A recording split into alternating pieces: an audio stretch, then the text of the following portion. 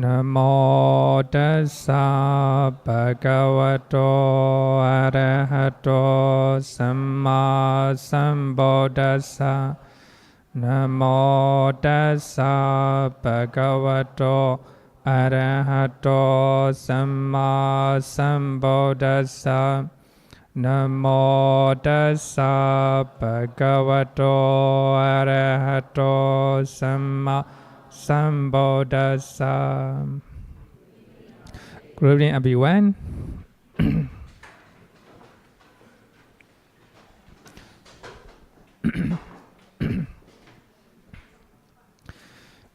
Last week we are learning 3 types of suffering.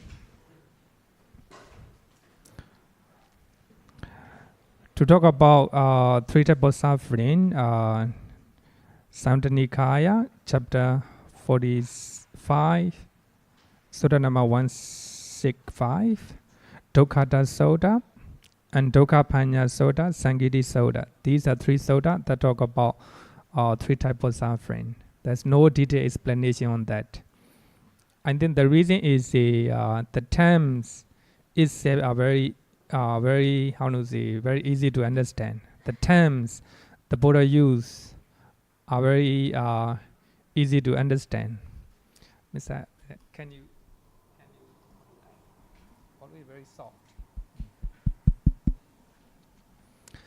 The terms themselves are very easy to understand. I think for that reason the Buddha didn't explain in details, but Visuddhimagga explained their meaning in details.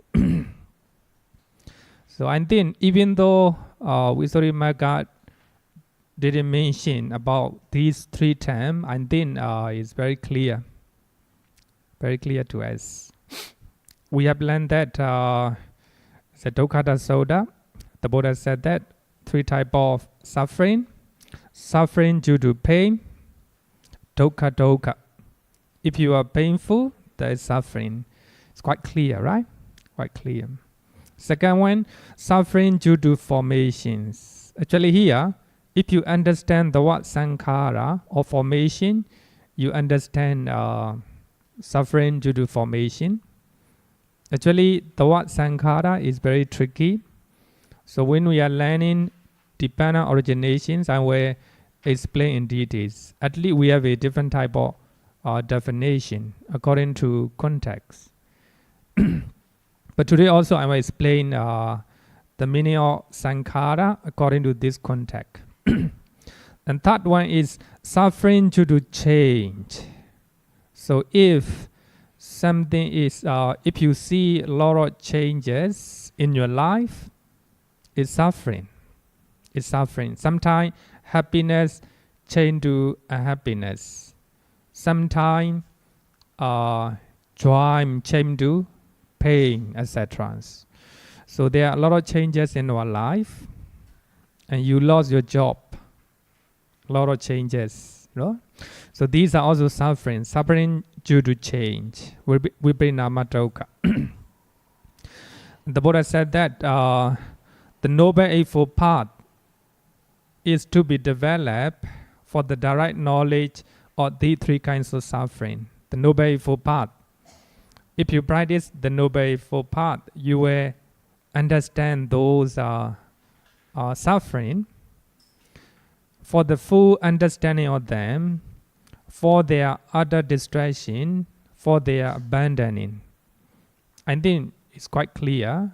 If you practice the Noble Eightfold Path, you can abandon your suffering. You can abandon all your problems in your life.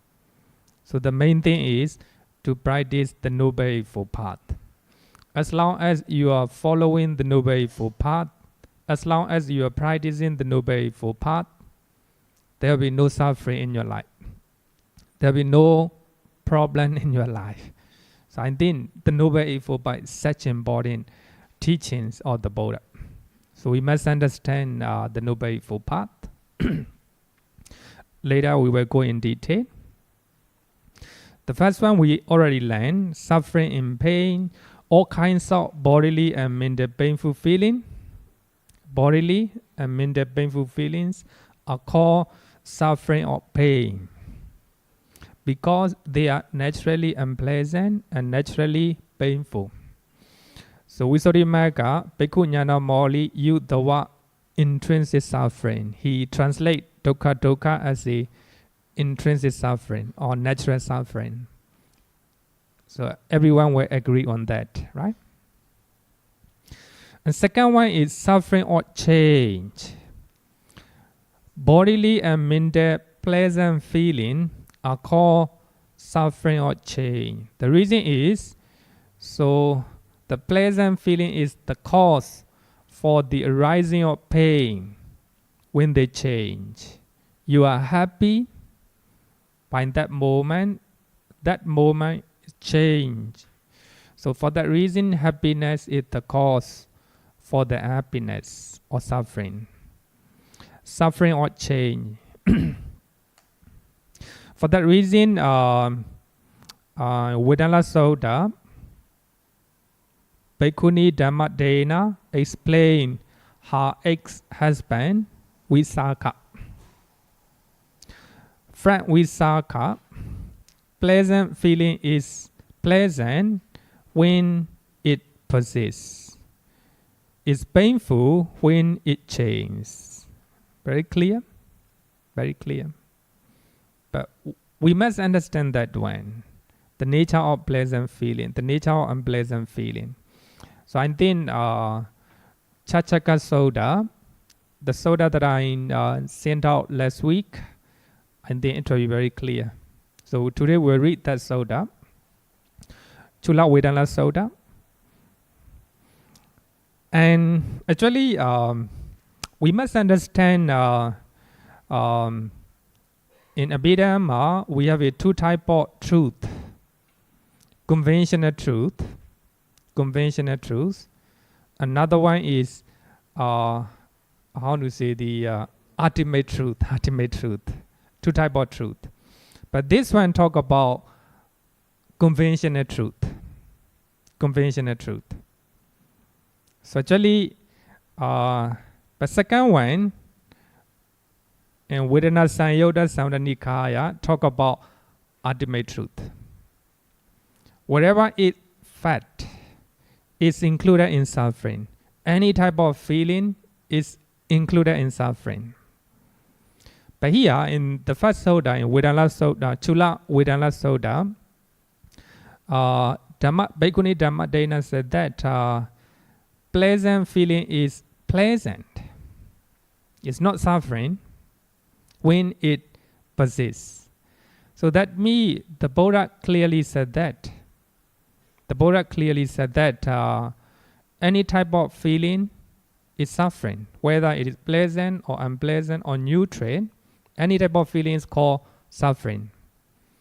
So this is ultimate truth. But in Chula Vedana Sutta, Bhikkhuni Dhammadena said conventional truth. They do not contradict each other. They are truth. One is conventionally truth. Another one is ultimately truth.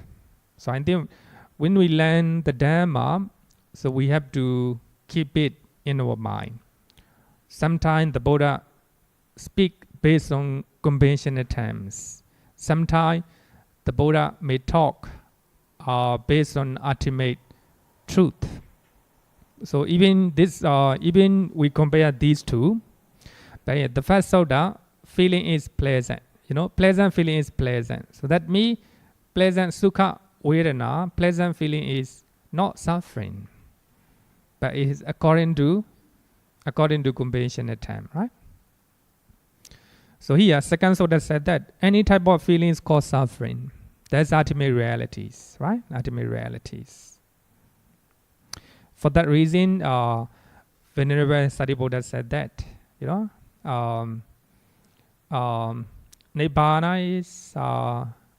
Nibbana is a type of happiness. Nibbana, there's no feeling. There's no feeling. For that reason, it is happiness. A happy feeling or a happy condition is not permanent, not everlasting. It changes sooner or later. When it changes, it produces suffering, pain, and happiness. So I think this is the advantage of the Buddha.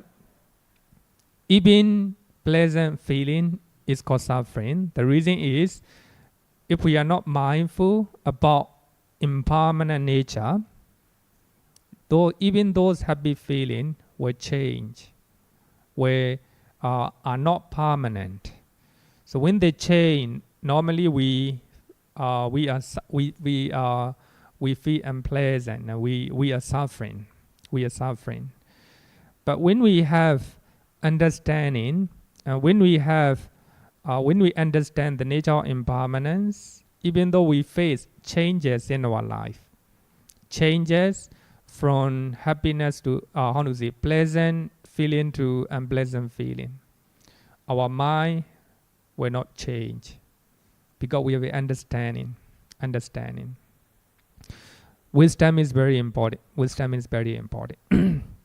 So if you have wisdom, no suffering at all, even though you encounter unpleasant feeling. Now, the last one is suffering due to formation. Suffering due to formation, sankhara dukkha. But here, we need to understand the word formation, sankhara. Here, sankhara here means physical or mental phenomena.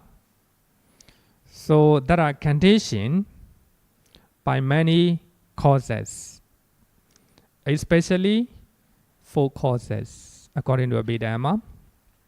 Karma, because of your action of yourself and by action of other people, your mind is conditioned. Your physical body is conditioned. Sometimes because of the mind. So actually, even though you are staying in a luxurious house, if your mind is full of anger, full of jealousy, it's not pleasant. So your physical body is conditioned by mind. Because of the weather, it's quite clear. Sometimes our body conditioned by weather. Our mind also conditioned by weather. And food, exactly. If you eat a good food, you have a good mood. If you eat a bad food, in bad mood. So our mind, physical body, and our physical phenomena, everything conditioned by causes. Conditioned by causes. For that reason, it is called sankhara.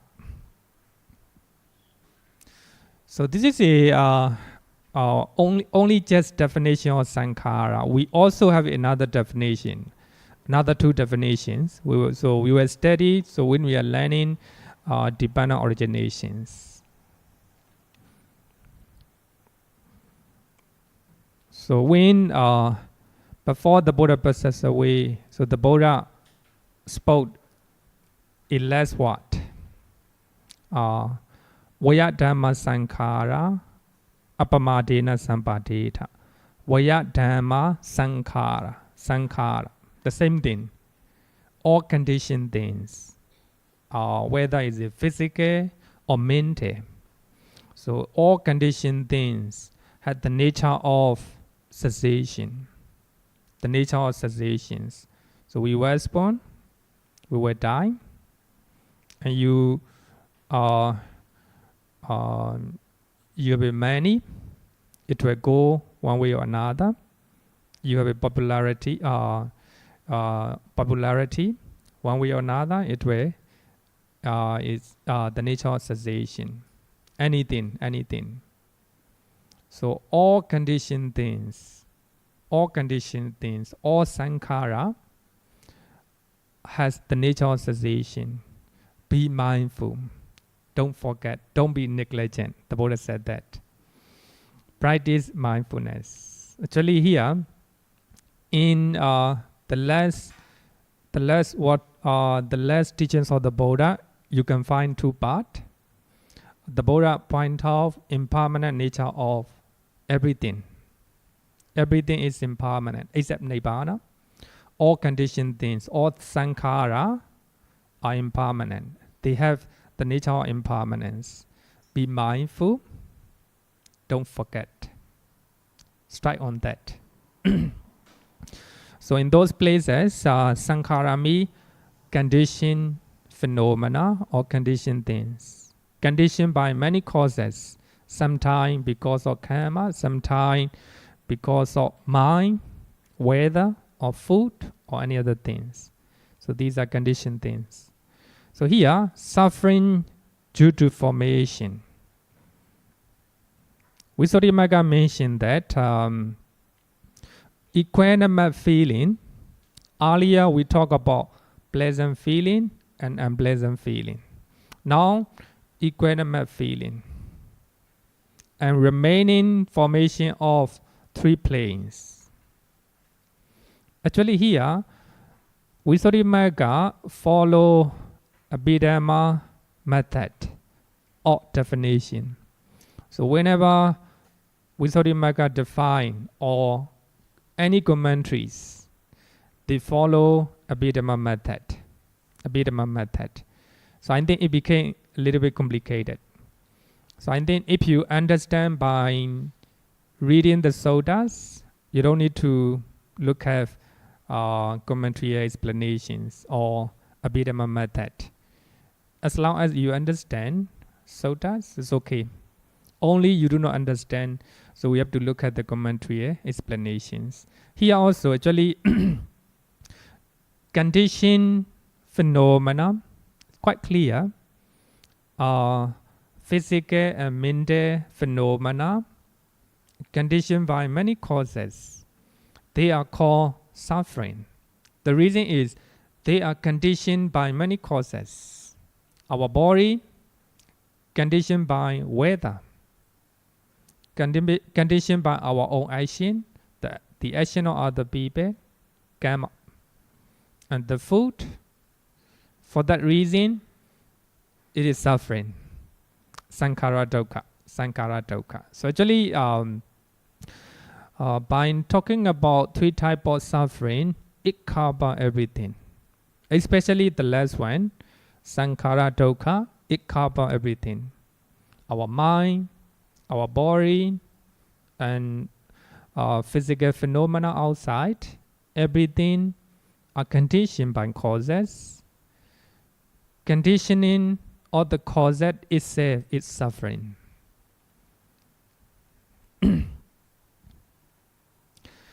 Here, according to Abhidhamma, so earlier two types of suffering, we have taken pleasant feeling and unpleasant feeling. So as the last one, sankhara dukkha, we have to take equanimous feeling or neutral feeling, and also volitional formations, sankhara, and consciousness, all type of consciousness. According to Abhidhamma, we have 89 consciousness. So they are called suffering or conditionality, because they are called suffering because they are afflicted by subject to rising form. Subject to rising form arises and falling apart. Arises and falling apart. Our mind, our happiness arises, then sooner or later it disappears from our mind. For that reason, it's condition. Condition. It's called suffering or conditionality. So anyway, I think if you just read what the Buddha taught in the first sermon, it's quite clear. It's quite clear. So the Buddha already stated all types of suffering. So we have been talking about suffering, suffering and pessimism. So Buddhism is accused of pessimistic. So we are always talking suffering, suffering, suffering. Even many scholars, they don't want to use the word suffering because they're afraid that they will be accused of being pessimistic. Actually, for me, I don't mind to talk about suffering because this is a central teaching of the Buddha. The reason is each noble truth start with the word dukkha, suffering. When you read Pali, quite clear, dukkha means painful, any type of feeling, painful feeling.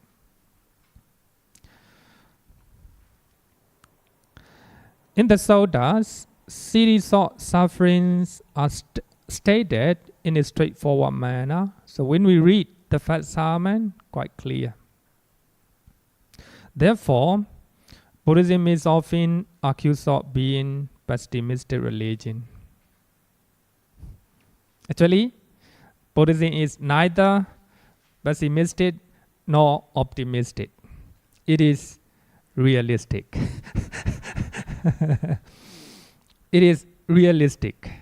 The reason is the Buddhism provides not only the Buddhism taught not only suffering, but also how to make it, how to stop suffering. So I think by just learning the first sermon, so you will see that is realistic. So Buddhism sees suffering something that we have to understand fully. So we have to understand our suffering. We have to understand our problem. That is the first noble truth. The second one is why it occurs, the original suffering. So there is, we can stop our problem, our suffering, and third noble truth, the cessation of suffering. And there is the practice or the way to end our suffering. That is the Noble Eightfold Path. So for that reason, Buddhism is realistic, neither pessimistic or optimistic. Most religions are optimistic. They promise with the empty, they give empty promises. I would say that most of the religions, they never, as I said that, they cover all our problem and they put all our problem under the carpet. So they pretend, they pretend that they don't have any problem. It's not the way according to Buddhism. So according to Buddhism, no need to afraid of our problem. So we have to understand fully. Then we have to find out the cause, why it happened. Then to stop our problem, there is the practice, the Noble Eightfold Path. The Noble Eightfold Path is very beautiful, very beautiful. If you really practice the Noble Eightfold Path, there's no problem at all. The Buddha granted that. The 10 suffering is used in all 4 noble truths because all deal with the problem of our life, that is suffering. For that reason, we can say that Buddhism is realistic. You got it? Okay. Question?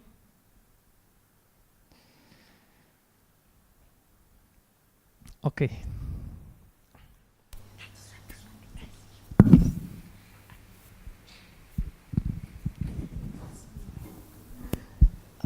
Bhante. Oops.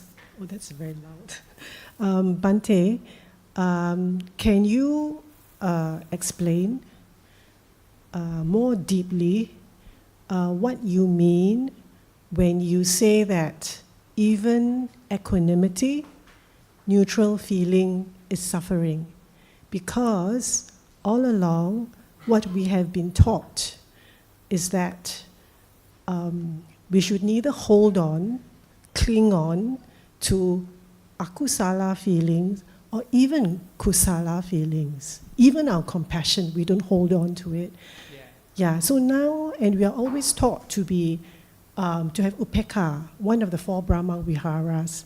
But now we learn that actually that even has to be abandoned because it comes with conditions. So could you explain what that means? That we have to even abandon equanimity and neutrality of mind. Okay, good question. Actually, we are talking about feeling. We are talking about feeling. Upekha in the 4 Brahma Vihara is not a, actually according to Abhidhamma, it's not a feeling. It is a tatra machatata, the balance of our mind. So here, but of course it is also feeling regarding how to handle with our feeling. Actually, especially Visuddhimagga mentioned that upekha in the 4 Brahma Vihara, 4 sublime states. Upekha or equanimity from 4 sublime states is not a feeling according to Visuddhimagga, but of course it is a feeling, how to handle our feeling. But here we are talking about feeling, neutral feeling or equanimous feeling. So later in the Chachaka Sutta, Majjhima Nikaya, Sutta number 148, and also in Vedana Sanyutta, the Buddha said that pleasant feeling is a tendency for attachment or lust. If we have a pleasant feeling, a tendency to attach, cling to that. If you cling to that, so that subject is subject to change, impermanence. So when it change, then you will be suffering. Unpleasant feeling has a tendency to aversion. So when we have an unpleasant feeling, likely to have anger in our mind. So anger is a suffering. But the Buddha said that neutral feeling is likely to have delusion or ignorance, not knowing the truth. So actually, our problem or any type of our suffering stems from ignorance, not knowing our problem, not knowing the cause of the problem, not knowing the practice that lead to cessation of our problem. So every unwholesome deed stems from ignorance. And the Buddha said that the neutral feeling or equanimous feeling is likely to have a ignorance. Actually, today we supposed to read those lines in the Sachaka Sutta. For that reason, suppose because of neutral feeling, as the object that you are thinking, that you are experiencing, is not clear to you, just like a pleasant and unpleasant feeling, neutral feeling is not clear, not obvious to you, to your mind. But the Buddha said that neutral feeling or equanimous feeling is likely to have ignorance or avijja or delusion. If our mind is deluded, so that means if we do not have a wisdom, so that is the cause of many problems. For that reason, neutral feeling or equanimous feeling is suffering.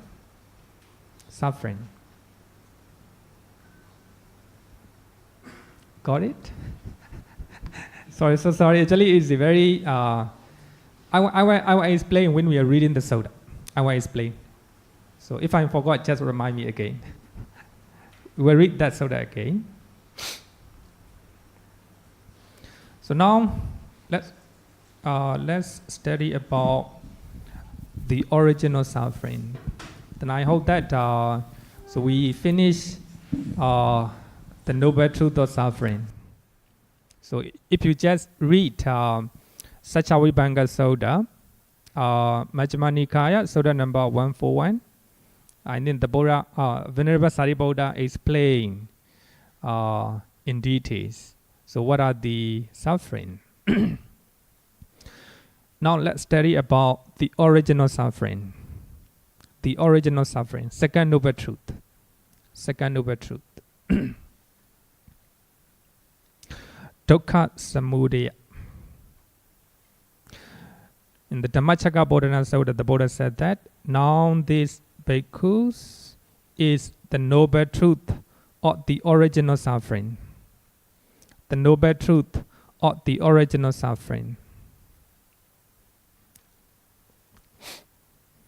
It is this craving which lead to renewed existence, accompanied by delight and lust, seeking delight here and there. And then that is those are technical terms. So I think so all these one will be studied in details. So when we are learning dependent originations, if you are not clear to you right now, please be patient. So in the dependent originations, we have to study craving. So in the dependent origination, all said the same thing. So when we are learning dependent originations, so we will go in detail. Craving, actually here, the original suffering is craving. That craving leads to renewed existence, accompanied by delight and lust, seeking delight here and there.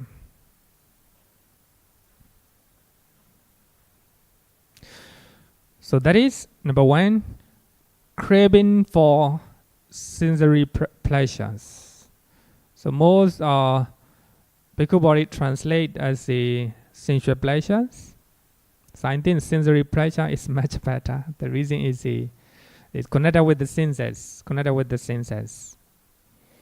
So when you see something, craving arises. So when you hear something, craving arises.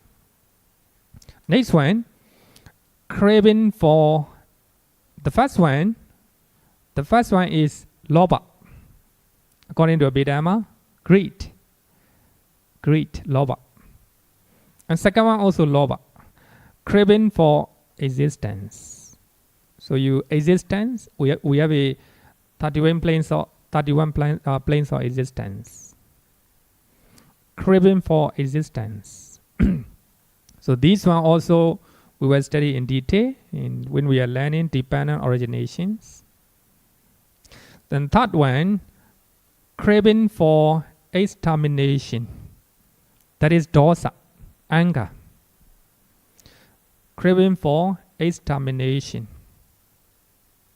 That's dosa.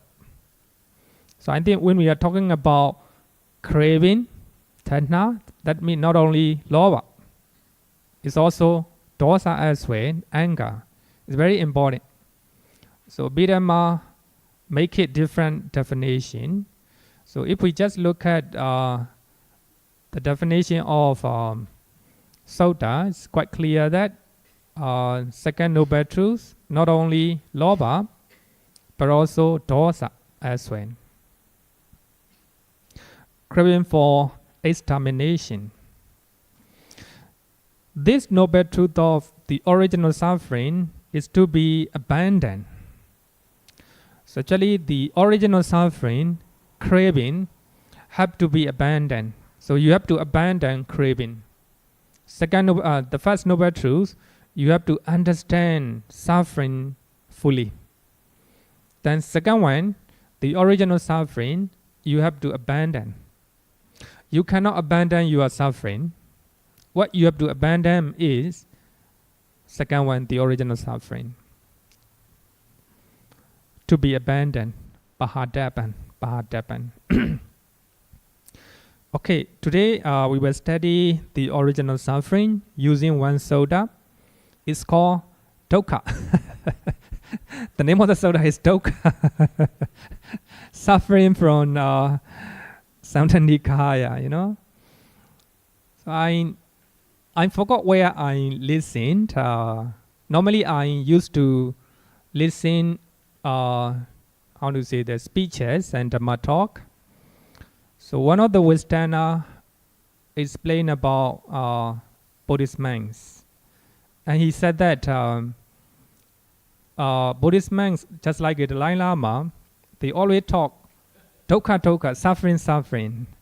But they seem to be very happy. He said that even though they are talking about dukkha or suffering, they seem to be very happy. Actually, it's contradict wisdom idea. Mostly with in the Western ideas, so they put all the problem of life under carpet. So they want to pretend that there's no problem in life. So they just enjoy. So I still remember, one of the Westerners said that even though the monks are talking dukkha, suffering, but they seem to be very happy. So the reason is, in the Buddhist philosophy, suffering must be understood fully. Then what we can do is we have to abandon the original suffering. So we have to abandon craving. The life of a monk is designed not to have so many craving. Even our livelihood is safe, so we cut off a lot of craving regarding the food, clothes, anything. So we have a less craving. So the biggest thing is we don't have a family, right? As we don't have a family, no craving toward the family. So for that reason, the life of a monk is if we practice fully, no craving at all. But we cannot practice fully. So here, dukkha soda. So we will study the original soda using this soda. Samdha Nikaya, chapter 12, soda number 43. Chapter 12 is chapter 12 talk about dependent originations. Then actually I didn't bring my book. Can I have the copy of the soda? Chapter 12, soda number 43. Let's talk about causation, right? Dependent originations. Okay, it's okay. Soda number 43, page number 580. The original suffering. So what is the original suffering according to this soda? Number one, dependent on the I and form. I consciousness arises. Very clear, right? So Buddhist teachings are very clear, you know. We have an I, very, very close to human being. We have an I, we have something to see, form. So based on these two, I consciousness arises. It's, according to Abhidhamma, we call it mind process. How our mind is working. I, dependent on I and forms, I consciousness arises. Here, dependent on. So for that reason, it is a dependent originations. The meeting of the three is called contact. I have something to see, the I consciousness arises. So the meeting of these three is called contact. I have contact with the form. With the contact as condition, there is feeling. Because of contact, I have feeling. If I see unpleasant sight, likely to have unpleasant feeling. If I see pleasant sight, then likely to have a pleasant feeling. Feeling arises. With the feeling as condition, there is craving. But here, craving means whether it is pleasant or unpleasant, we have a craving. So if I see pleasant things, then I will have a craving to take it. If I see unpleasant feeling, I will have craving to reject it, to put away. So that is a craving. So with the feeling as condition, there is craving. Because of our feeling, craving arises. This is the original suffering. Very clear, right? So what the Buddha taught is very clear. Now I have eye, something to see, form. Then eye consciousness arises.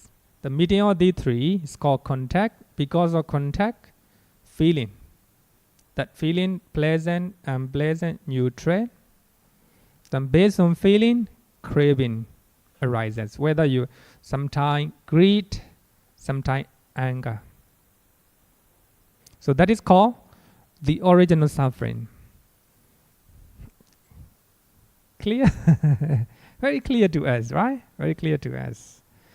The next one, independent on the ear, the sounds. Ear consciousness arises. We hear something, then ear consciousness arises. The medium of three is called contact. Because of contact, feeling arises. Because of feeling, craving arises. That is the original suffering. Very clear. And the nose and odors, and the tongue and tastes, and the body and tactile objects or tangible objects, independent on the mind and mental phenomena, mind consciousness arises. We have a mind, and we have an object of the mind. Then because of these three, mind consciousness arises. Another consciousness arises. The medium of three is called contact. Because of contact, feeling arises. Because of feeling, craving arises. Because of craving,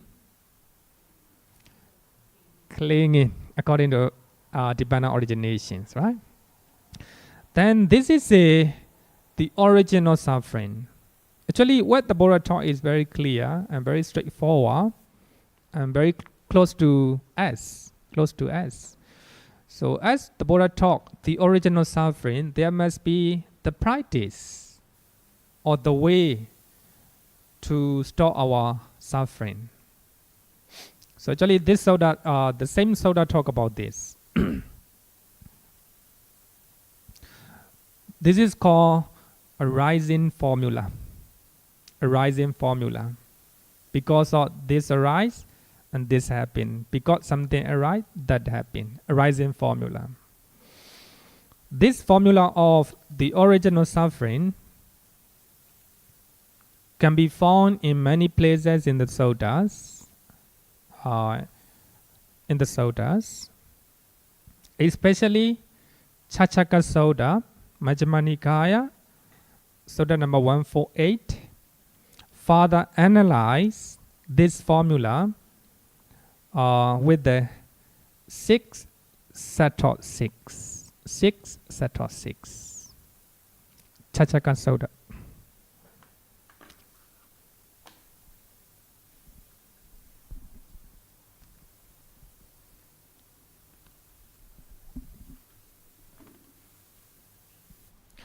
Page number 1129.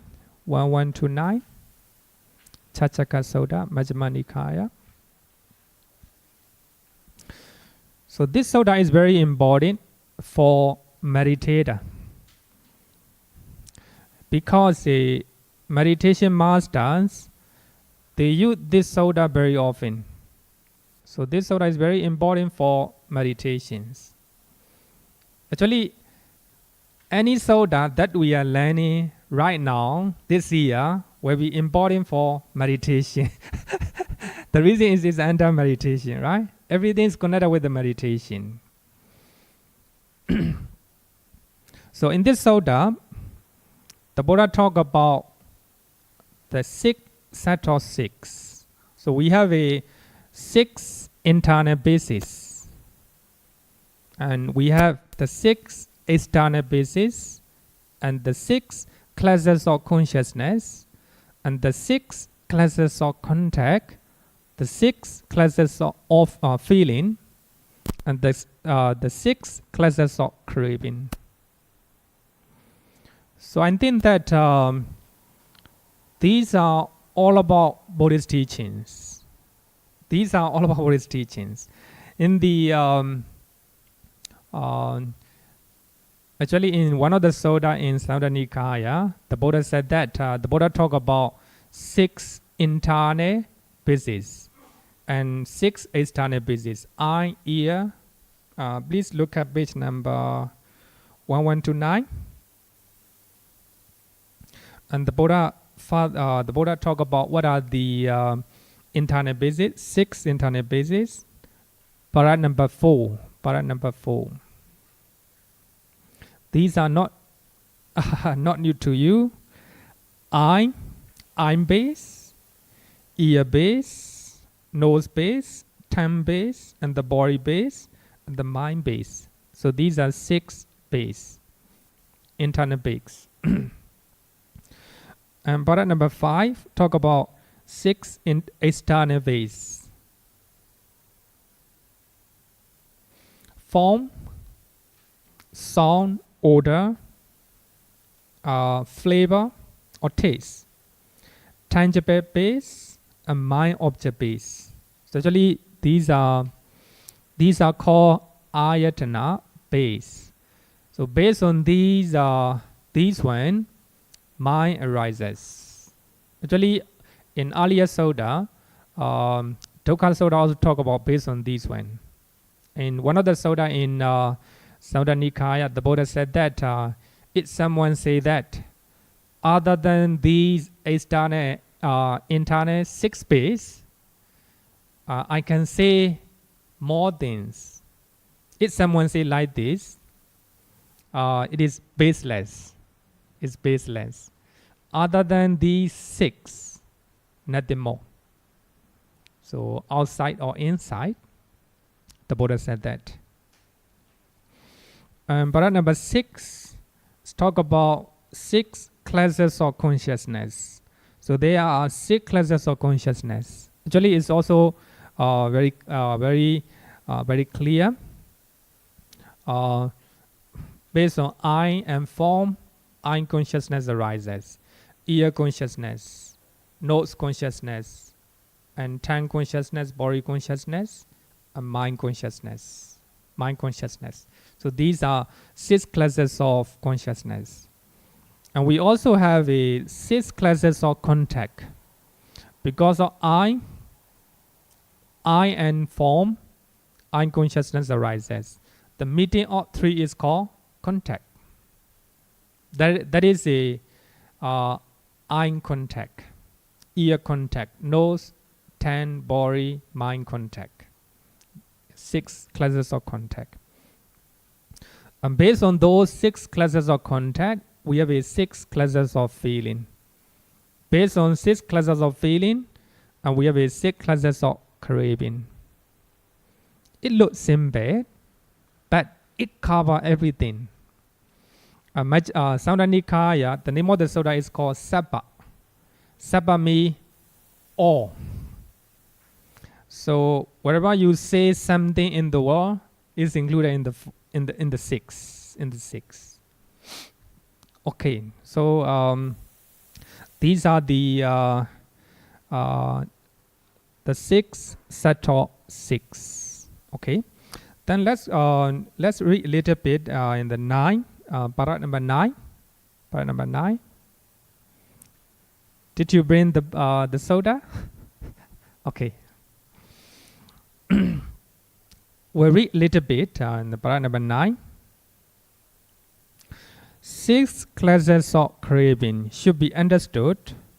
So it was said, and with the reference to what was said, what this said, depending on the I and form, I consciousness arises. The meeting of the 3 is contact. With the contact as condition, there is feeling. With the feeling as condition, there is craving. Actually, it's the same as ear consciousness, nose consciousness, etc. So actually, this is called dependent originations. Actually, there are, if even the Four Noble Truths is dependent originations, because of craving and suffering arises, and because of practicing the Noble Eightfold Path, and all the suffering cease, stop. That is a, how to say, the simple way of dependent originations.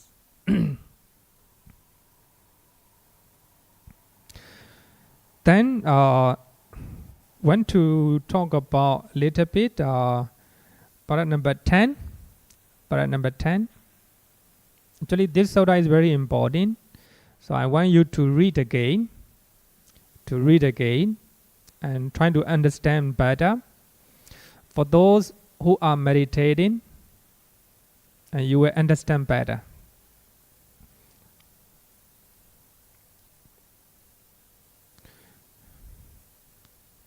Demonstration of not safe, anatta. Actually, Buddhism believes anatta, not safe. There's no safe or no soul, no permanent entity, It's called atta.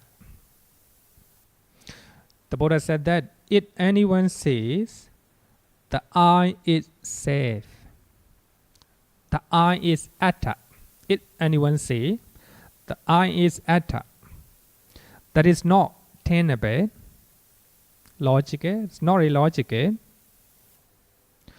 The rise and fall of the I are descent.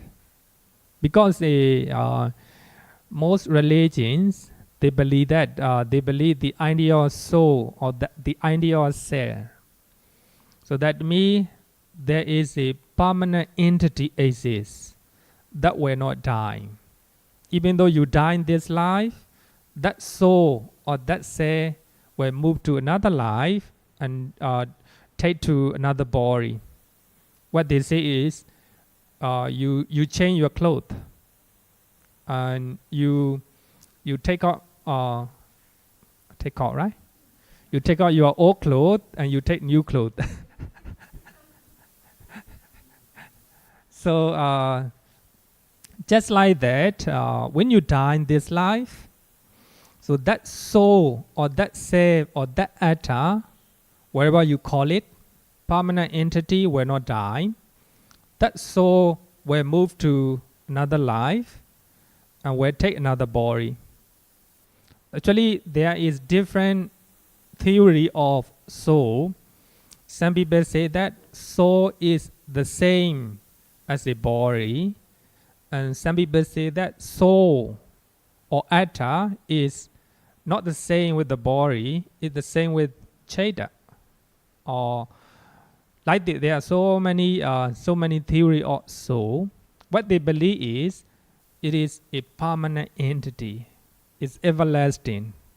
It will not change. What you have to do is do good deed and beautify your soul.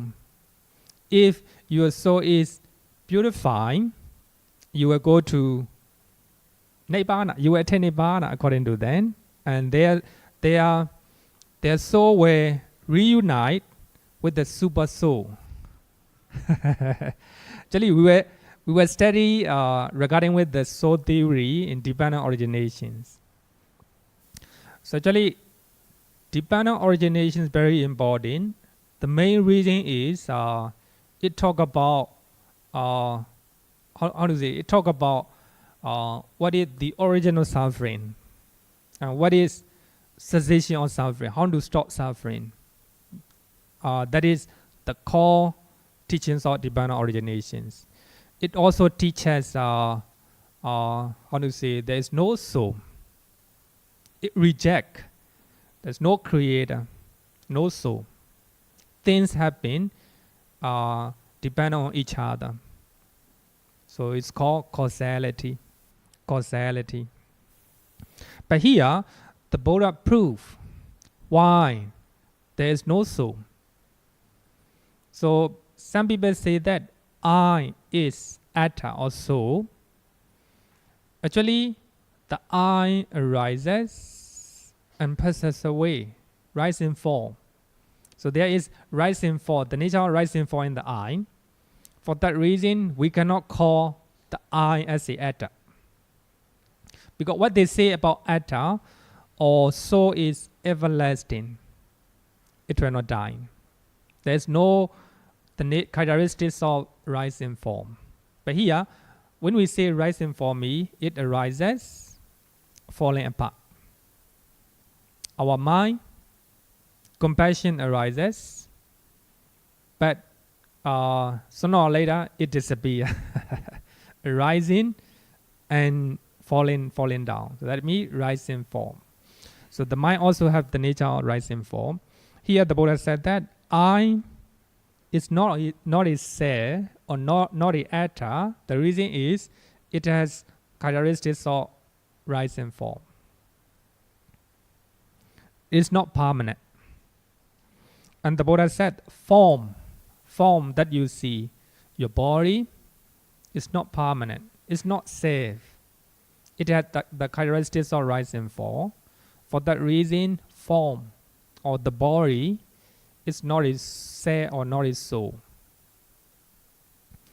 And unconsciousness is not a self. And contact, feeling, craving, all these are not a self. Ear, the sound, ear consciousness, just like that, the mind object, and mind consciousness, they are not soul or they are not atta. The reason is they arises and disappear. They arises and disappear. So they have the nature of rise and fall. For that reason, they are not everlasting. They are not soul or se or atta. Sometimes they use jiva, whatever you call it. If you believe there is something that exists forever, that is the wrong view. Actually, even the Buddhists, we believe that there is a soul, especially among the Chinese. You believe, especially Tao, according to Taoists. So they believe there is soul. For that reason, they when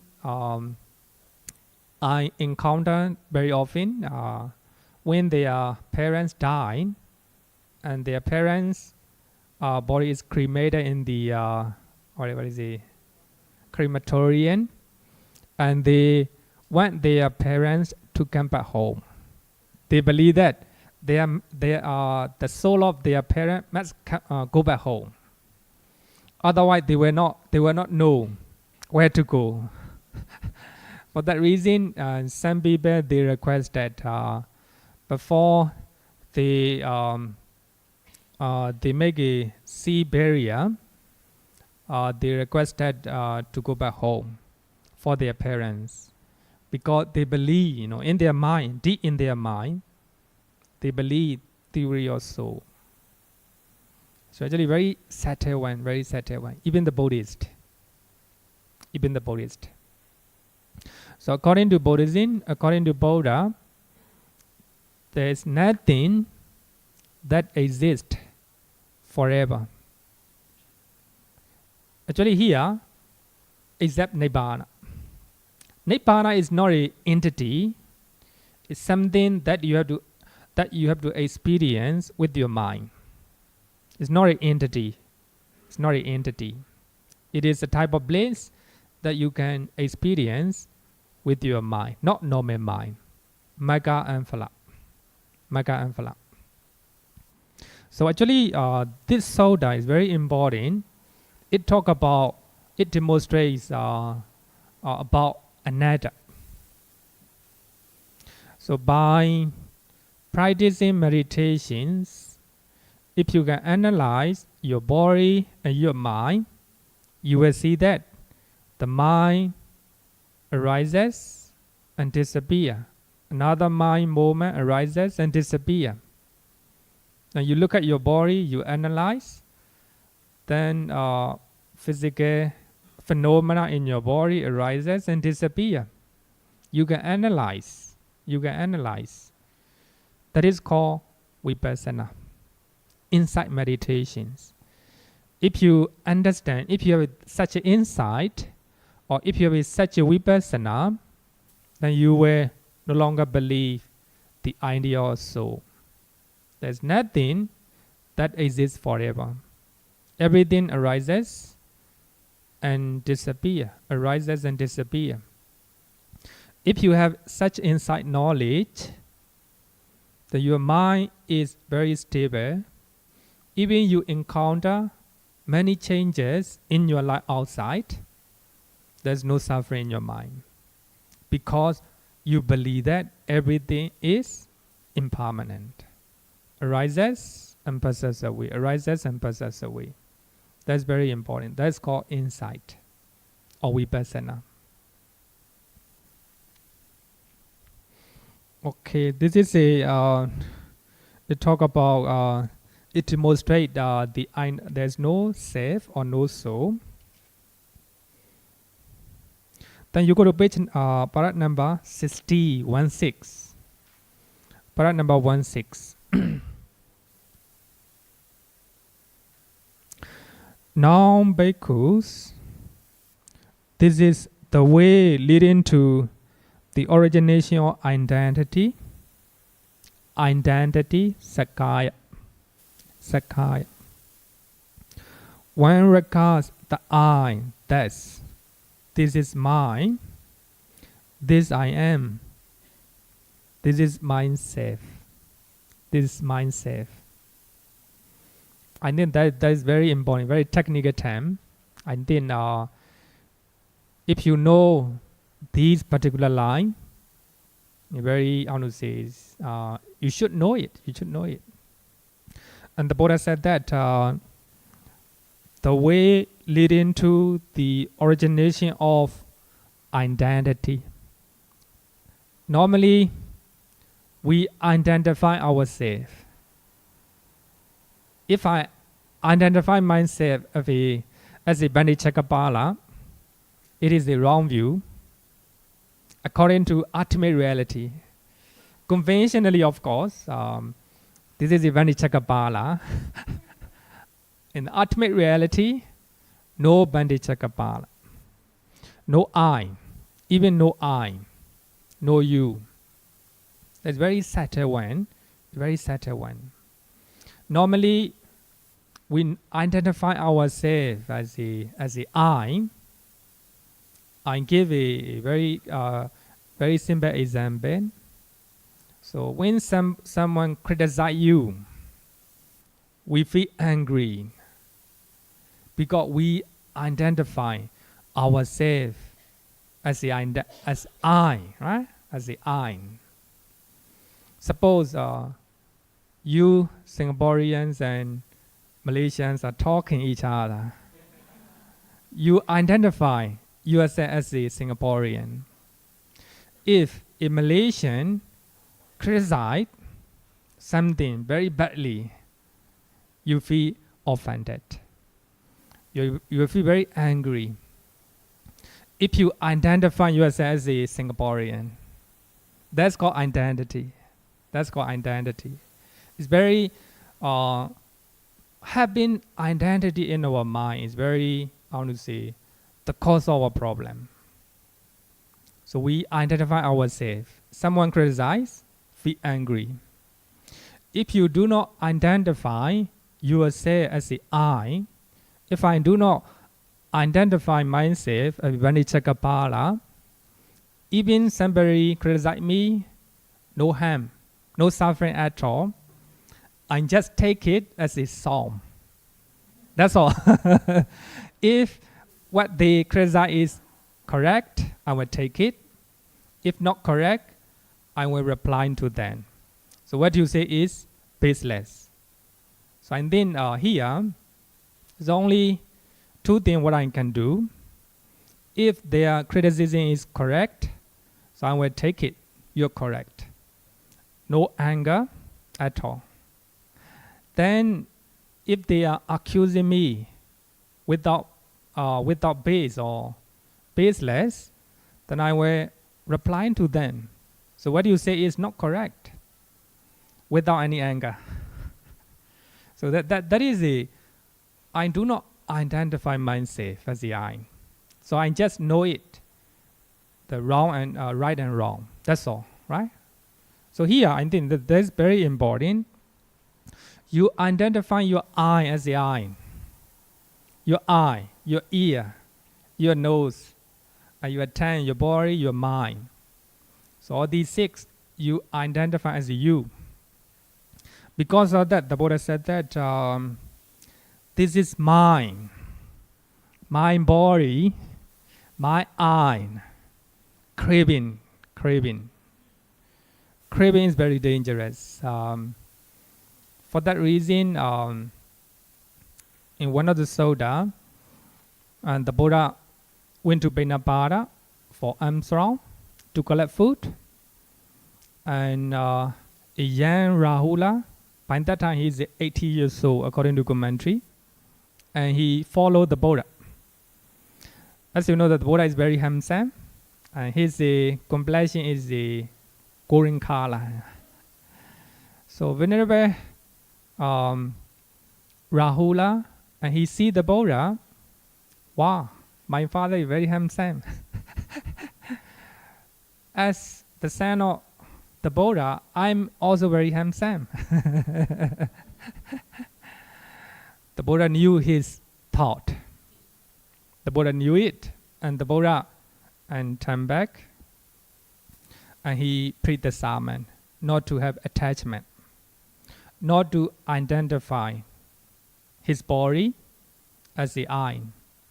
So the Buddha told him to analyze four elements.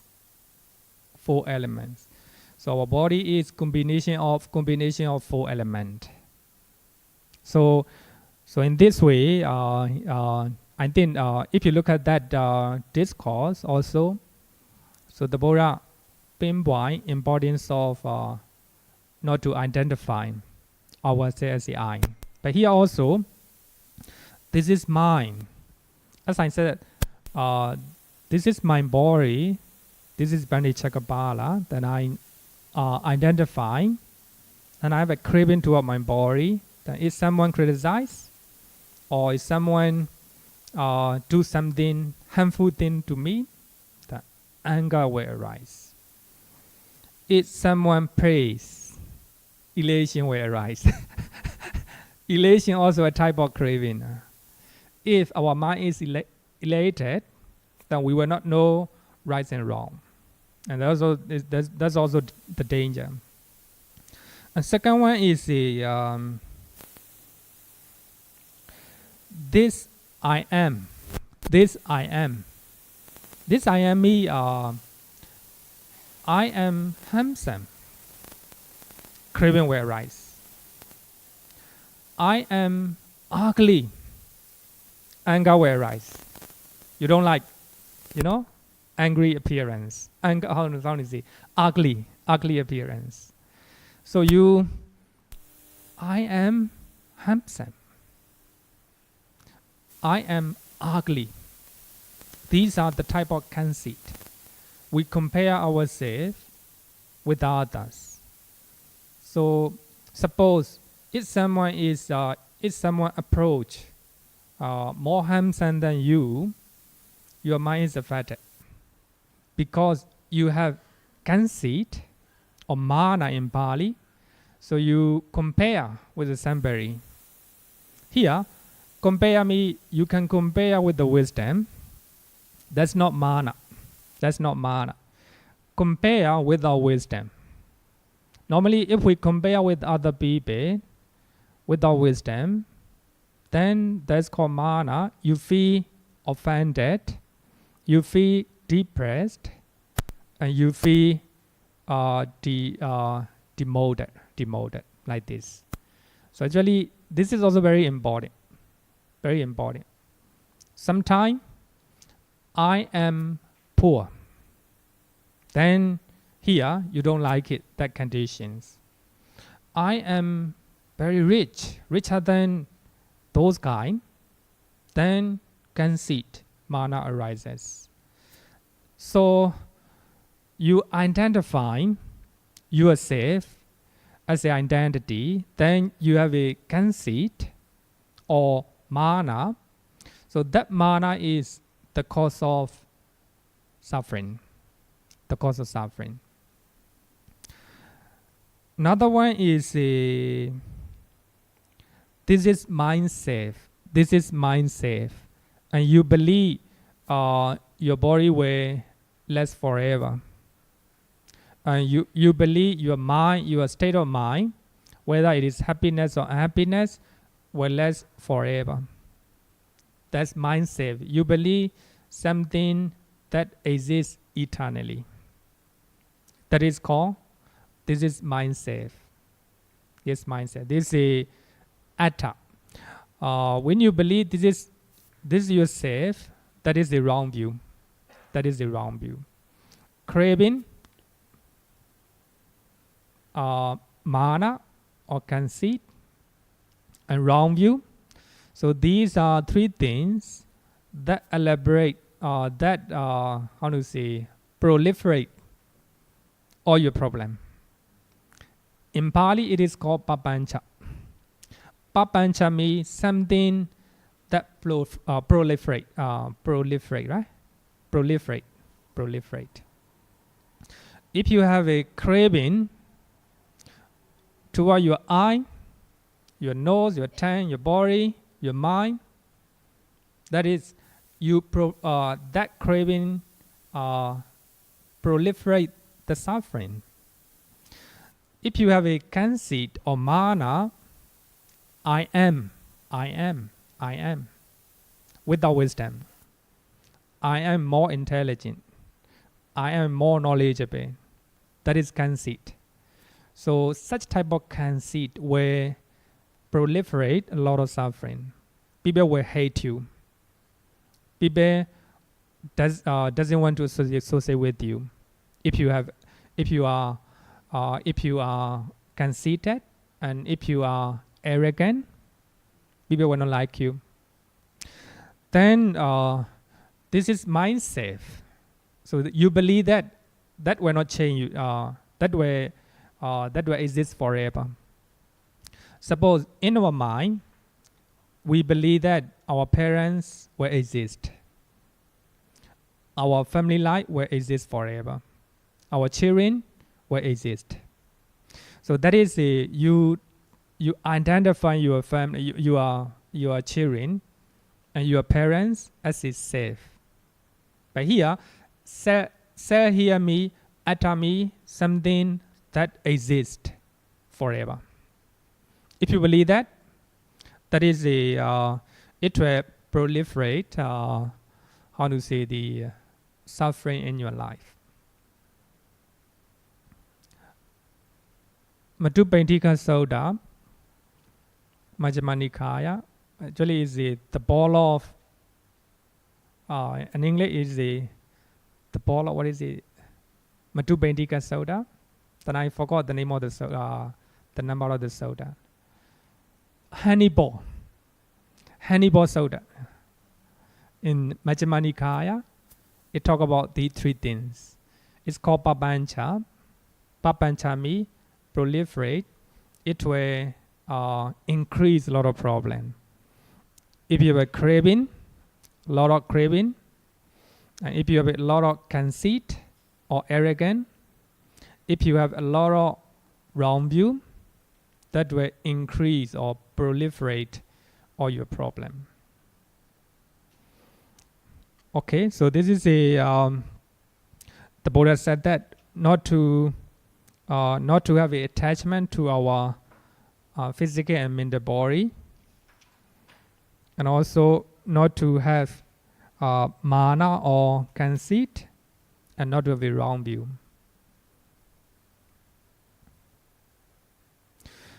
Page paragraph number 22. It talk about how to stop identity. It's very clear. If you do not take your eye, your ear, nose, tongue, body, and mind, and as a this is not mine. It's not mine. You do not identify.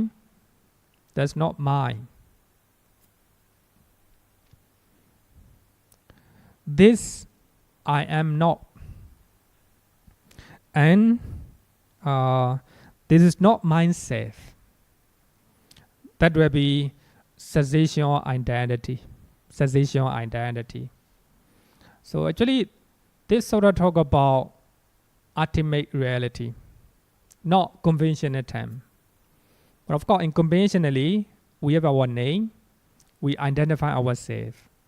But when you practice meditations, if you can analyze your mind, your body in details, you will not identify yourself as I.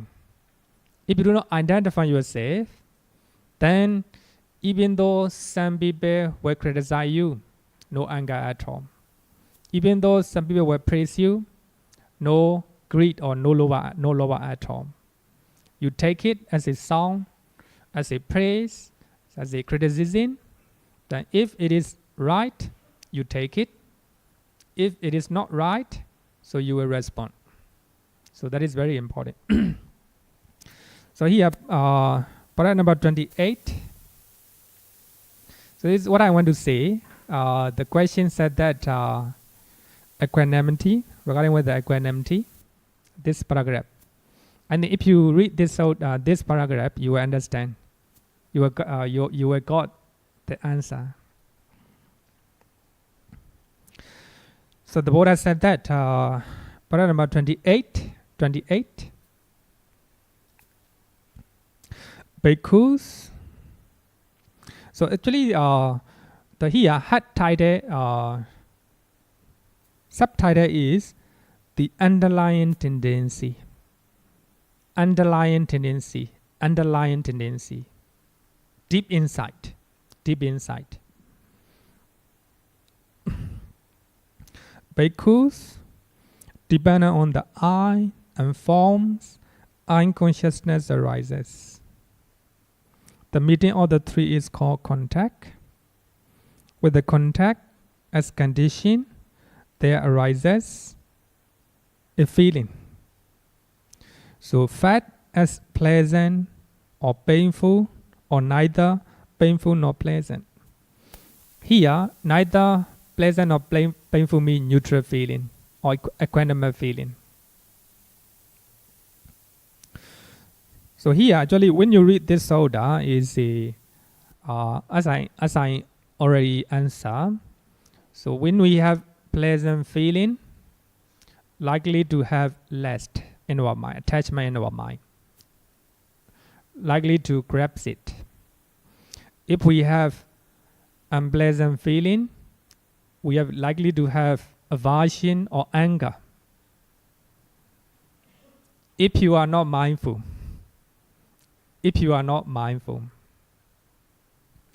then if you have, when you are touched by a neither pleasant nor unpleasant, neither painful nor pleasant feeling, if one does not understand as it actually is, the origination and disappearance and gratification, the danger and the escape in regard to the feeling, then the underlying tendency to ignorance, right? underlying tendency to ignorance. So that means your feeling is not quite obvious, not quite clear. It's not neither pleasant or painful. Feeling is not clear to you. Then if you are not mindful, likely to have ignorance. So that ignorance is the opposite of knowledge or knowing or understanding. So according to this Sutta, and the Buddha said that if you do not understand the nature of feeling by that moment, likely to have ignorance. But here, you need to know the definition of ignorance. The ignorance means not knowing the feeling, not knowing the nature of feeling. Then you have ignorance. So because of ignorance, then you will do a lot of unwholesome deed. For that reason, neutral feeling or equanimous feeling is suffering.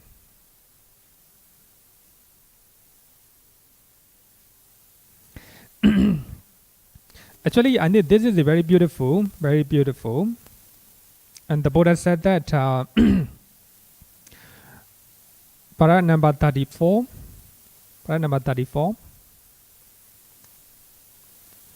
Actually, I'm not reading in details. I think when you go back, you read again, and you can appreciate the Sutta better. So we cannot read all the things inside, otherwise we cannot finish.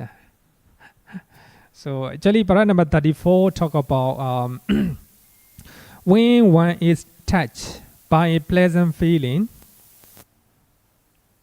if one does not delight in it, welcome it, and remain holding to it, then the underlying tendency to lust does not lie within one.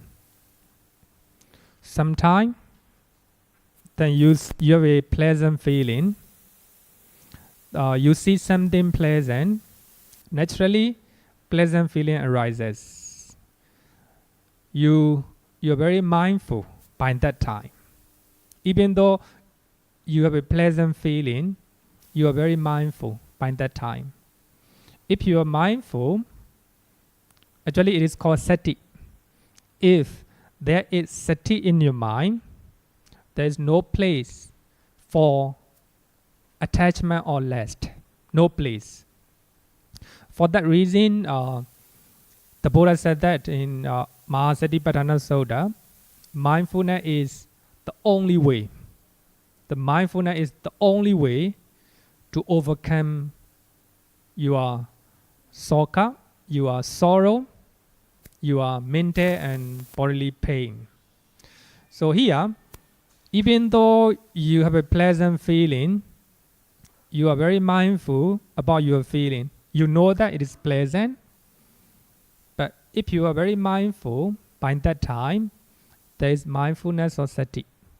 If mindfulness arises in your mind, there is no place for lust or attachment.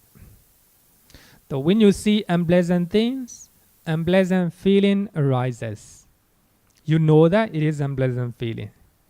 So you are very mindful at that moment.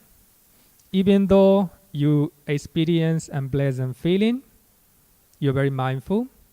You know the nature of unpleasant feeling. If you are very mindful, there is no place for anger or aversion. So even though you hear criticism, somebody criticize you, you're not angry. You're not angry because you're very mindful. Anger has no place in the mind. You know, some teachers do not like being asked by the question, by the students, Some people do not like, some teachers do not like. For me, whether they are asking, whether their question is reasonable or logical or illogical, it doesn't matter. Because they want to know, right? They want to know. Then I'm just aware. I'm very mindful. I listen attentively. There's no anger in my mind. But if I do not have a mindfulness, if I do not have a mindfulness regarding with unpleasant feeling, sometimes the student may ask, how to say, a very illogical question sometimes. Actually, I'm very lucky for me. I think that some student went to text the teacher, whether the teacher know, you want to task, whether the teacher really know it or just telling nonsense. They are the different type of question. Normally, actually, I think for me, very lucky. Students do not ask such question. Very happy to have a very good students. What I want to say is, sometimes even though you are complain, even though you are criticize, if you are mindful, you know it, they are criticizing, they are condemning you, but you just listen to what they say. You're fully aware what they are saying. You're very mindful. So by that time, there's no place for anger. There's no anger. If mindfulness disappears from your mind, anger will arise. So that is what the Buddha said. What the Buddha said here. Even though you experience unpleasant feeling, painful feeling,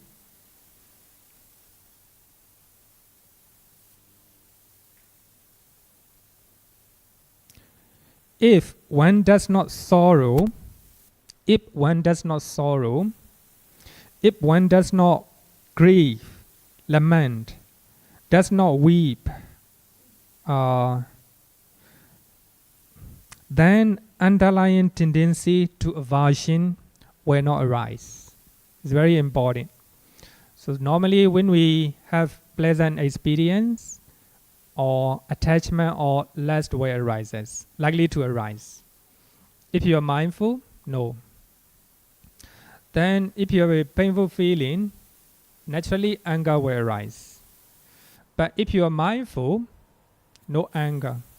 Even though you are experiencing a very difficult situation in your life, if you are mindful, no anger, no depression at all.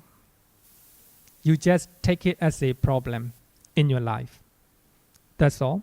Then you know the origin of your problem. Then you try to cut that problem, that the origin. But here, regarding with the neutral feeling, if you are mindful, then you're fully aware of your feeling. That if mindfulness is there, there's no place for ignorance or delusion, because you are mindful, full of wisdom. So for that reason, there's no place for delusion or ignorance. That is how we can remove the cause of suffering. And the last one is called liberation. And the Buddha said that liberation. Para number 40.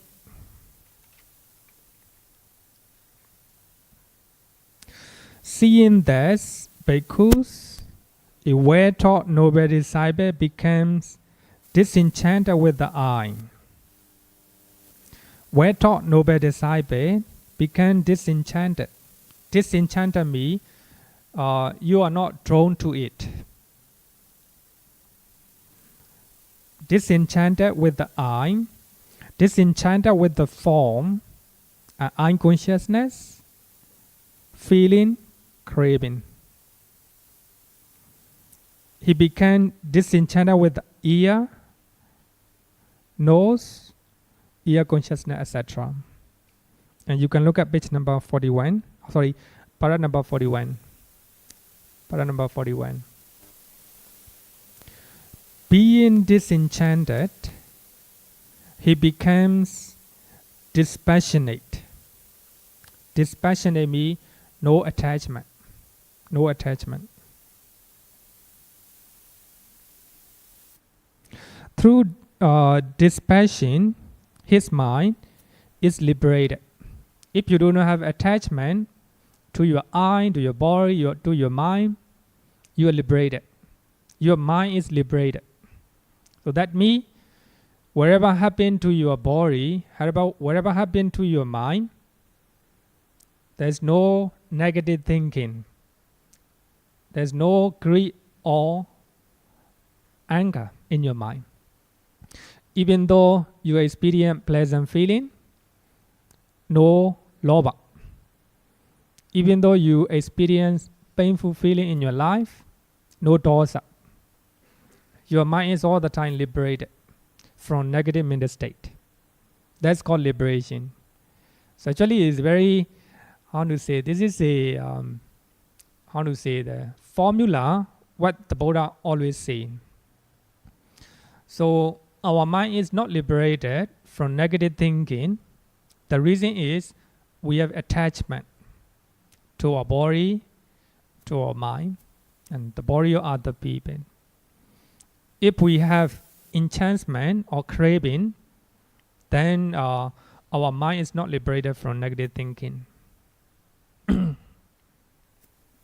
So I want you to read regarding with these one, this formula.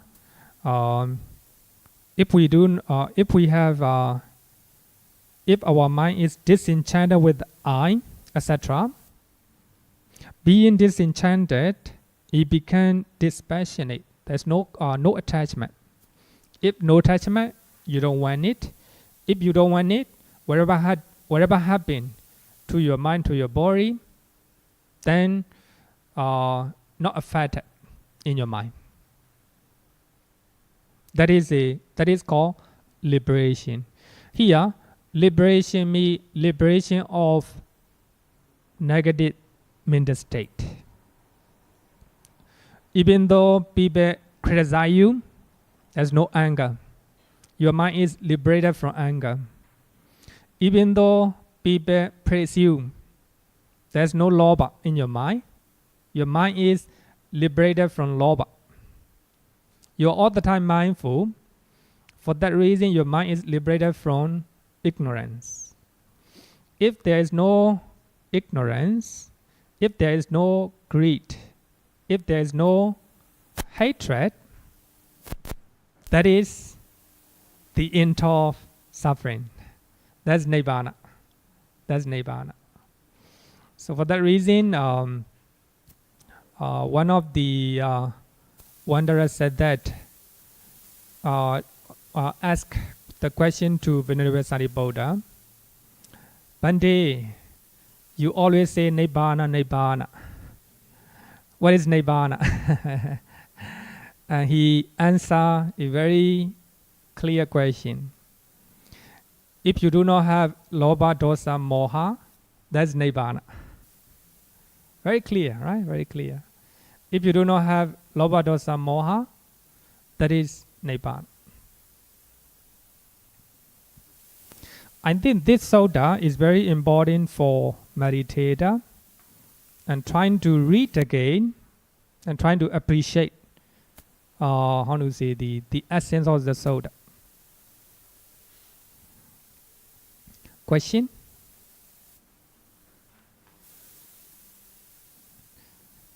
A little bit, don't worry if you are not clear. It is not clear to you because after learning dependent originations, I think it will be clear to you. Now we are just studying. Wait, not finished yet. Not finished, yes. Because we still have a cessation of suffering. The same soda, Dukkha soda. Actually, the Buddha taught the origin of suffering. How the Buddha, how the suffering originated. Here, the Buddha will talk how suffering will cease. I think that is a very simple and very straightforward answer. And what bhikkhu is the passing away of suffering or cessation of suffering, independent on the I and forms, I consciousness arises. Actually, that is very clear to you. We have learned. For that reason, one of the deva called Lohitasa, and he actually, I think I will talk about that soda later part, because today no time. The meeting of the three is called contact. I, form, I consciousness, and contact. Based on contact, feeling. With the feeling as condition, there is craving. So that is how suffering originated. The Buddha said that. But the remainder fading away and cessation of that same craving comes cessation of clinging. That is very important. That's very important. So we have to wipe out, or we have to get rid of craving. Craving is only, if we talk about craving, here, three: Lobha, Dosa, Moha. If you do not know your feeling, if you do not know state of your mind, that is ignorance or moha. Then not knowing your feeling, not knowing the nature of I, form, etc. Then you have, if you see pleasant things, then craving will arise. Unpleasant things, dosa will arise. Pleasant things, lobha will arise. That's craving.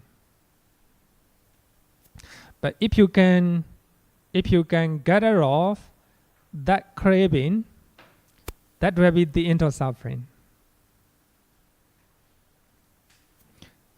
Even though you hear criticism, if you do not have anger, no suffering in your mind. Your mind is at peace, right?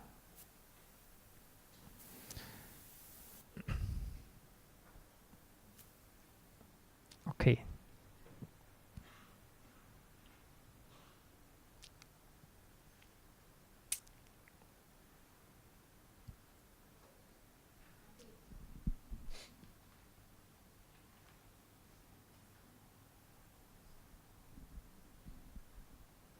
Okay, then you ask.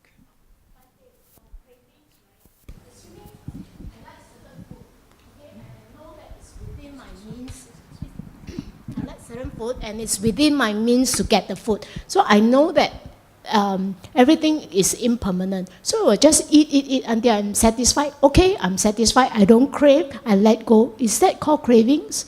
I will eat. Maybe I'll eat a few days, and then after that, I tell myself, because this is cravings. So you know it's craving, and then you know it's not permanent. You give up after that. Is it considered craving? Like, for example, I like to travel. So I will travel until I'm sick of it already. Okay, I will let go. So is that considered It's not craving? It's not craving. If you are mindful. Yes. If you are mindful. Actually, mindfulness is therefore very important. So when we are eating, if we are mindful that we are eating, that's all. So there's no trick for it. Actually, we will study about craving in details.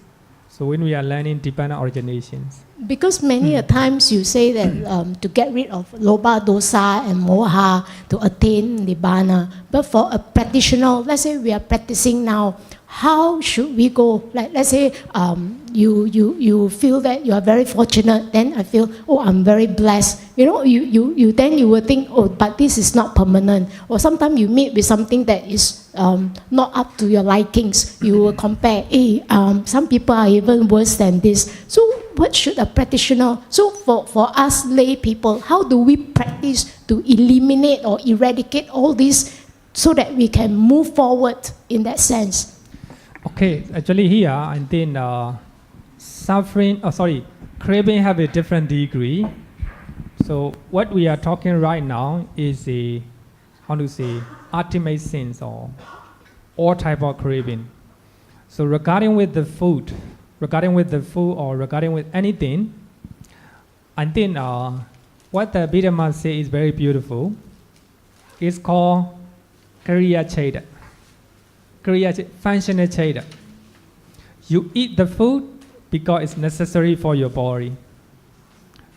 You are walking in a company because you need to make money. Just do it because it is necessary. Or you eat the food because it is necessary for your body. That's not a craving. So it's called Kriya Cheda, functional Cheda. You just do it because it is necessary.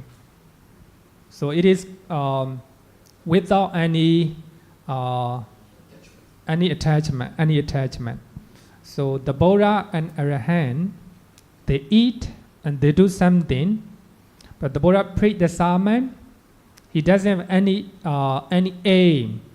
If I preach the sermon, and he will become very famous teacher, like this. There's no craving in the minds of the Buddha. The Buddha preached the sermon. The reason is by listening his teachings, the people were attain enlightenment. Because of that, he preached the sermon. And Arahant and the Buddha, they eat the food because to sustain their body. That's all. But don't feel guilty as a normal devotees. When you are eating, you might have a craving. But here, craving have a different degree. Then you crave the food. How to say? You create the food you own, and you buy with your money, and you cook for yourself, and you can crave for it, and you can enjoy it.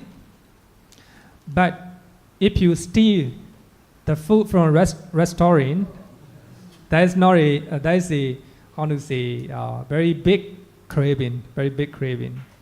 Just like that, you enjoy with your life partner. It's not of course it is a craving, but if you trying to get enjoyment by having an affair with many people outside of your marriage, that's also craving, but it is very bad craving. So craving have a different degree. So I think that when we are learning craving in dependent originations, so we will study in details. Okay. No question, just to make comments. Okay, good. Comment? When we are talking about craving, the sister was asking where is the limitation. So I think the limitation comes when you don't have it. Now craving means you want to have. Now what happens if you don't have it? If you don't have it and you still feel comfortable about it, then it's not craving in the first case. But if you don't have it and you feel a lot of suffering, then I think you have craving in the first place. Very good. Yeah. Can you look, if you look from the other side, then you will know whether you are in the stage of having a craving or not. And you can go without it. It's just like a car. Buddha never advised that we don't drive cars. So I can have my car. In fact, I can have the best car in the world. But if I lost my car, or if my car doesn't run anymore, how does it affect me? Never mind, I can take a bus, I can take the MRT. So if you have this kind of feeling, having the car in the first case was not a craving. It was just helping you to go to your destination faster. But on the other hand, if you don't have the car running, say you cannot start the car this morning, and you cry, you shout, you ask for help like nobody else, then that is craving. Actually, you cannot live without a car. This is the state where you should be very worried. Yeah, it's very good comment and discussion. To talk about craving, especially loba, and also in Pali Chana, desire. I normally give a example, a very simple example, and I will take the car example. You have a lot of money, then you can buy a very good car. Then as you have a desire to have a good car, then buying it doesn't matter, right? It's not a loba. It's just desire, you desire to use a good car. Then in one case, you have a lot of money in your bank account that you want to take a very good car.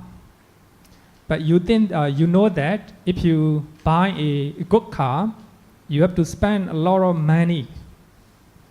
Then you swallow your desire not to buy a car because you have craving or attachment to your money, right? Attachment or craving to the money. Then you don't have a lot of money. If you want to buy, you want to use a very good car, but if you buy a good car, you have to borrow the money. You will live with a lot of debt. So, as you want to buy a very good car, there's craving because you don't have enough money. Then, as you have a lot of loba to the car, then you borrow money and you buy it. Then at the end of the day, and you suffer because the bank is asking for money like this. So now the craving is to the car. So here is a desire and greed. We have to distinguish. You want to eat, desire. Then you want to eat, but how to say? For one case, you cannot eat that food. Then you suffer. So that is a craving. So I think if we study different degree of craving, I think you will have a better understanding on that. So okay, I think let's go this one. One question. Okay. This question is from a Dharma friend who is watching live video right now. Okay. So he wants to know what is the difference between neutral feeling and upekkha, equanimity. Could you please elaborate on it? Thank you. Neutral feeling and equanimity. As I earlier said that upekkha, actually according to Visuddhimagga, we have a 10 type of upekkha. Actually, sorry, we do not have much time to explain different type of feeling. Actually, I like what Visuddhimagga said. Upekkha or equanimity from four sublime states of Brahmavihara. It is balancing the mind. Whether you encounter pleasant or unpleasant feeling, your mind is not moved. You're trying to balance your mind. Sometimes because of pleasant feeling, we crave for it. and because of unpleasant feeling, you ran away. Then Upekkha or equanimity from 4 Brahma Vihara, trying to balance your mind, not to move because of pleasant feeling or because of unpleasant feeling. So according to Visuddhimagga, it's not a feeling.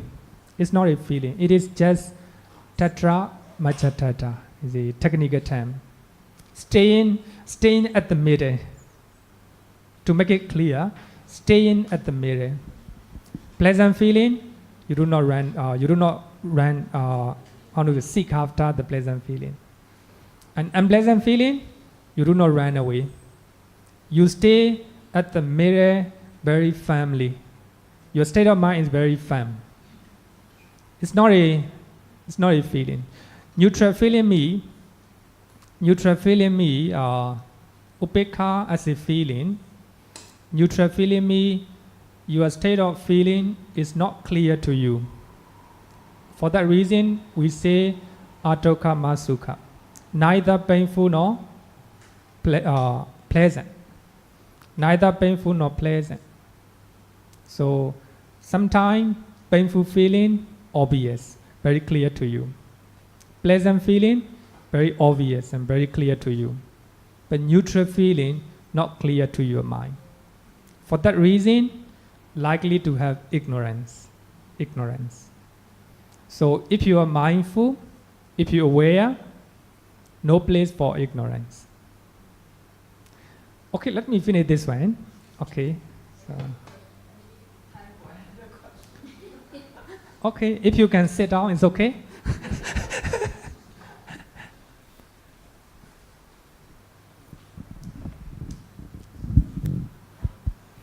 Yeah, Bhante, we are talking about we should not have passion, because if we have passion, we have attachment. If we have attachment, we have suffering, right?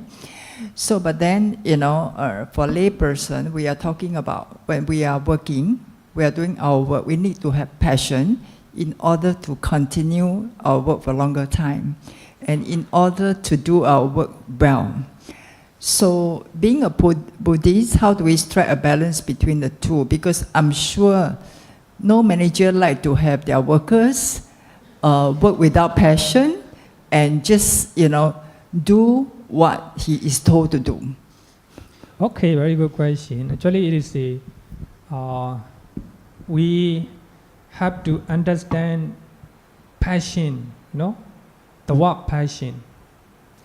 The Buddha, actually, if the passion means attachment or craving, it is not good. The Buddha can preach the Dhamma for many hours. The Buddha can meditate for many hours. But they don't have a passion. They don't have a craving to what they are doing. So here, the words are very tricky. For that reason, I use Pali terms here to clarify what the dukkha means and what the craving tanha means like this. So if we take the word passion as a, the interest or enthusiasm, right? Enthusiasm. If we take the word passion as a enthusiasm, of course, the Buddha, Arahant, they have so much enthusiasm in preaching the Dhamma and meditation and doing good things. So we have to define the word passion, whether it is lobha or dosa, moha, whether it is a lobha or whether it is viriya, or viriya means energy, and passion, enthusiasm means piti.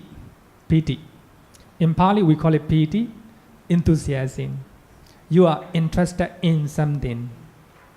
So if you have a piti or enthusiasm, or if we use the word passion, if we have a passion to meditate, So that doesn't mean craving. That doesn't mean lobha. It means piti. Piti means you are interested in doing something. If you have piti in your meditation, so that means you can meditate for many hours.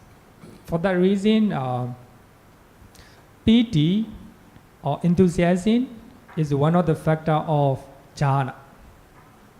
So if we translate piti as a passion, as you said that, you have a enthusiasm in your job, you have a passion to do in your job, and then that can be translated as a piti, not a lobha. Yeah. Sometimes the words are very tricky. So even though we use the word ignorance, so we have to understand what is avijja. So we need to define the word.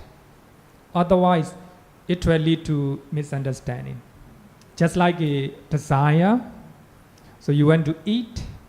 Of course, the Buddha and Arahant also want to eat. Desire.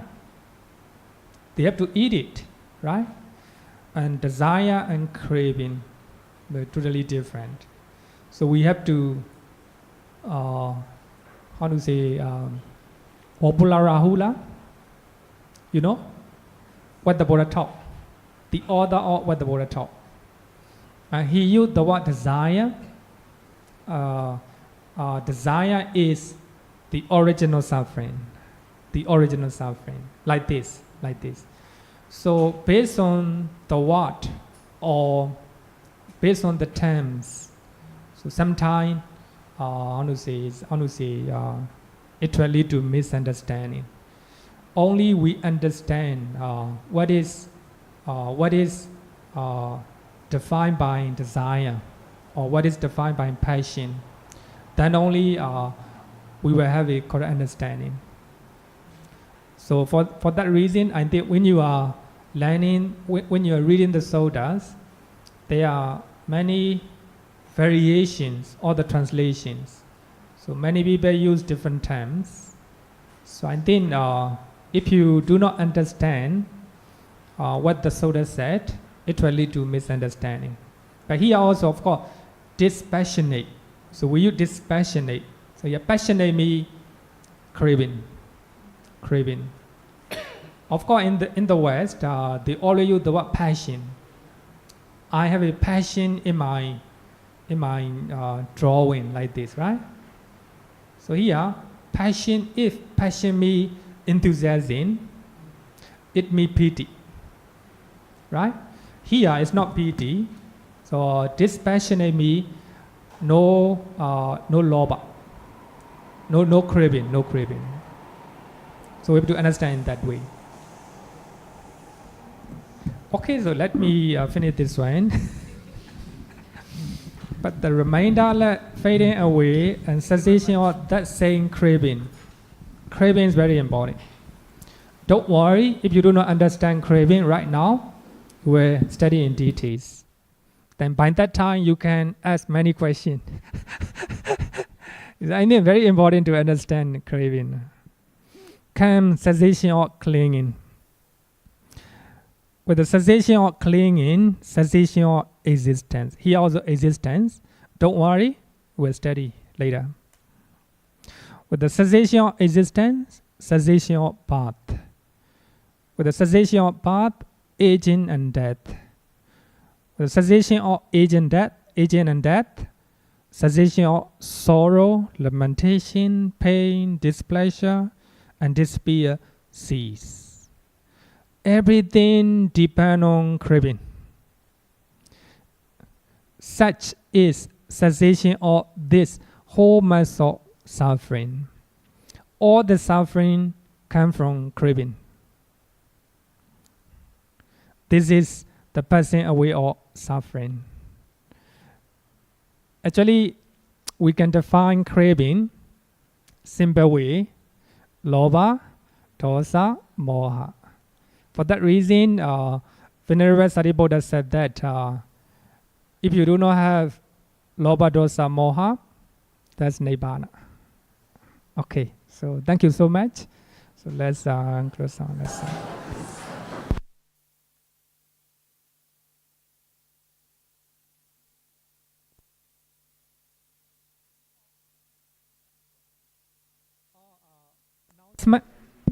Hello, one announcement. Next week, no class because the full moon day. Full moon day. Okay.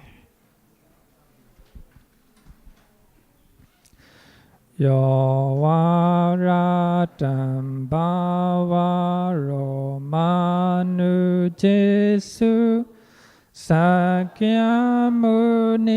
bhagavakata kecho paragato bala viriya samangi Dan sukatan saranatamu